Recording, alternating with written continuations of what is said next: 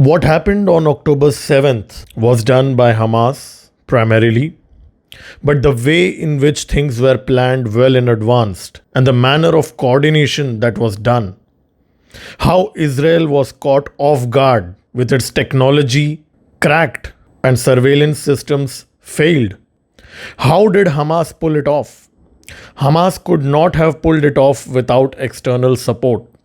Initially, Iran was very vocal about its involvement in the conflict, but after a day or two since the conflict started, Iran suddenly backtracked and said that it had nothing to do with this conflict. But it clearly extended its support to Hamas and its proxies in the region since then, as we have seen. But in the middle of all these things, there are two aspects that we need to understand. One is how come Hamas, which does not independently have any technological know-how, develop a large tunnel network inside Gaza? How did Hamas get the kind of equipment and coordination that was required to crack Israeli surveillance system? The second thing that we need to understand is that the proxies of Iran who have been activated over the last 1 month, whether it is Hezbollah or Houthis or many other resistance forces in Iraq, suddenly they have started becoming very aggressive. They have started attacking either US bases or, in the case of Hezbollah, Israeli northern territory. Was this all orchestrated and coordinated is something that we need to understand. But before we get into that, we need to think who is the benefiting party in this whole conflict. Clearly, Hamas was not naive enough to think that it would pull off a terror attack, killing hundreds of Israelis within Israeli territory and get away with it without destruction in Gaza. If you think that Hamas was not aware that Israel would bomb Gaza in retaliation, you would be mistaken. Hence, Hamas knew what it was doing and it was prepared for the consequences. So who will actually benefit from this? In geopolitics, there are few countries which will definitely benefit from this, and United States may definitely not be one of them. China and Russia are jointly in a rivalry with America over the last 1 or 2 years predominantly, and they are coordinating closely with Iran by supplying Iran with arms and ammunitions, and in some cases high-end technology, for Iran to in turn distribute it to its proxies in Middle East. Now, the first question, how did Hamas build the tunnel network of 500 kilometers? According to certain sources who have been previously proven right, the tunnel network that Hamas built in Gaza has been done with Chinese help. Yes, China has been actively involved in the development of tunnels within Gaza for the last few years. The tunnels in Gaza are not basic level tunnels. They are sophisticated tunnels with high-end ventilation systems. They are virtually cities underneath a city. So to build such kind of high-end tunnels, definitely they would need technology which Hamas clearly does not have. Neither does Iran have such technology. A country like China, which has mastered the art of tunnel building, can surely be expected to help. In fact, according to various sources, it is believed that Hamas leadership received training in China. They have stayed in China for years before they conducted their military operations from Gaza. But that's a different story for a different day. You see, United States has been stretched in Ukraine, as we all know, since the last 18 months.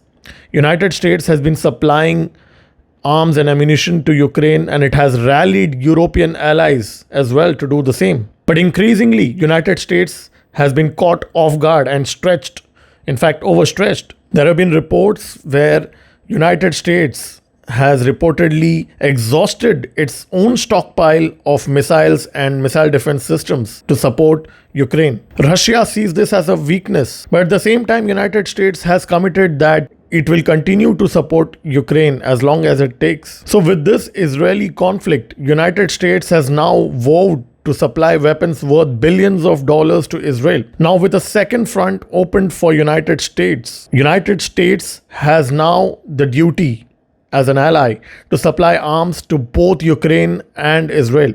We are already seeing signs of reduction in arms supply to Ukraine and increase of arms to Israel. Russia is clearly benefiting from this. Hence, it has intensified its attack on Ukraine over the last few weeks, while the entire world is focused on Israel and Gaza right now. A lot of activity is going on the Russian front. We'll cover that in a separate video. But Russia is definitely gaining out of this. Who else is gaining? Well, China has been very aggressive in South China Sea for the last 3 to 4 years, and it has openly declared its intention to militarily take over Taiwan. With US aircraft carriers patrolling in South China Sea over the last couple of years, now we see that they have now come to Mediterranean Sea. Now, this is clearly a distraction for United States. While United States is busy in Mediterranean Sea, China in South China Sea now has much more leeway to conduct its own military maneuvers. But that doesn't mean United States is not keeping an eye in South China Sea. Well, it has recently conducted military exercises with Philippines. It is beefing up its supply of arms and ammunition to Philippines and Taiwan. But certainly you have to accept that United States has 3 fronts if China opens another one in South China Sea: Ukraine, Israel, and who knows, Taiwan. So if there was ever a golden opportunity for China to conduct its own military operation in South China Sea against Taiwan or any other country, most likely, obviously, it will be Taiwan if it does that. This is the right time, because United States is now engaged both in Ukraine and Israel. And if Iran gets involved or Hezbollah gets involved and US is caught into a wider conflict in Middle East, and if China does not take advantage of that to launch its own operation in Taiwan, then as an analyst, I would say it would be a missed opportunity for Xi Jinping. If Xi Jinping is indeed serious about Taiwan. Well, there are indications. As we know, China has taken a lot of steps over the last 1 year which are allegedly for preparation of this war that they're going to wage on Taiwan. They've started stockpiling food supplies, they've started stockpiling weapons, and mind you, Russia has been in active war for the last 18 months, but China has not exhausted its stockpile of arms and ammunition. So both America and Russia have exhausted their stockpiles to some extent, but China has not unleashed its own stockpile till now. So this is a golden time for China if China is really serious about Taiwan issue. So who is gaining out of this? Well, China and Russia are gaining out of this, and America is in a very bad shape right now. It is stretched, it is overstretched, I would say. American military is still one of the strongest militaries in the world. There's no question about that. In fact, it wouldn't be an understatement to say that they are still the strongest military in the world. But even the strongest military in the world will be challenged if multiple world powers come together.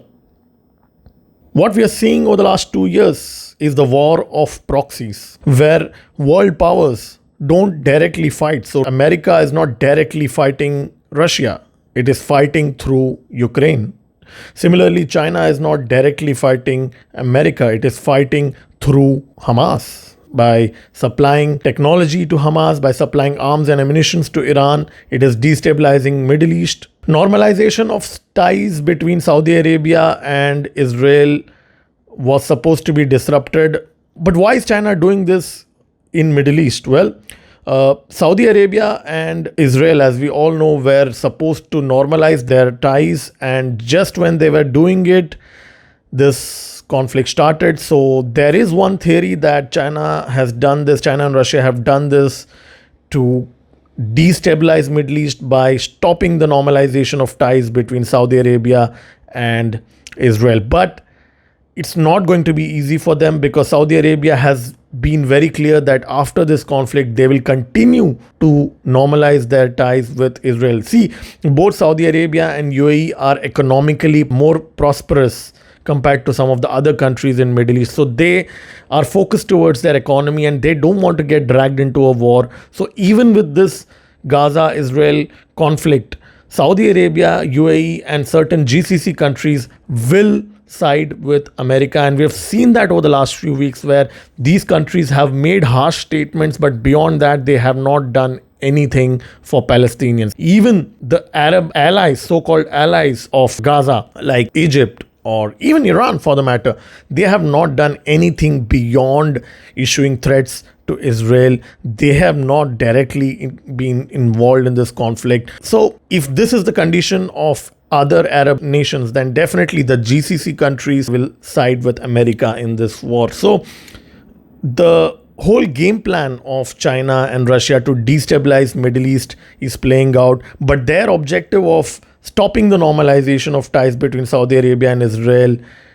I think that's not going to happen anytime soon. So they have been slightly unsuccessful on that front, but what they have been successful by and large is to distract America and keep it busy in Middle East while they continue with their operations in Ukraine and China in South China Sea and maybe in India. Well, we've seen that they have their military objectives with India as well. So who knows, it might be Taiwan or even India for the matter. But one thing is for sure, what we are seeing is a war of proxies. Russia is fighting with United States. Ukraine is the proxy of United States.